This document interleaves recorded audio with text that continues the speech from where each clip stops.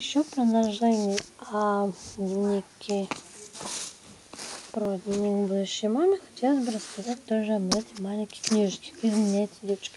Нам ее, кстати, дали в школе. В 8, по-моему, классе. 7-8 класс. Тоже хочу потом, как и ту зелененькую, подарить потом дочке. Тоже все объясняется хорошо. Введение. Что происходит с девочками. Вот сами вот девочками. Вот книжица.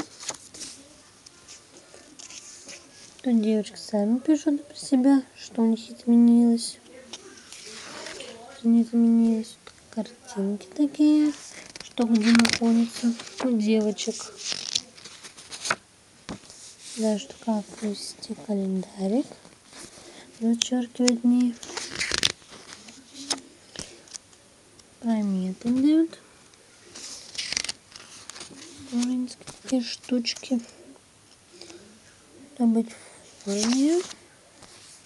Что вот кушать нужно. Сколько раз в день и что, пример. Зарядка такая небольшая. Так, это показывать, думаю, не буду. В общем, это про мальчика. Кому-то еще может в группе рано смотреть про это. Такие вот здесь что, как это называется, что это означает. Так, ну здесь просто обычно 2 календаря, 97-98 год. Вот. Тоже, думаю, для девочек будет полезно. Тоже, когда дочка подрастет, ей эту тоже книжицу подарю. Пусть читает. Ну, на этом все. Всем пока.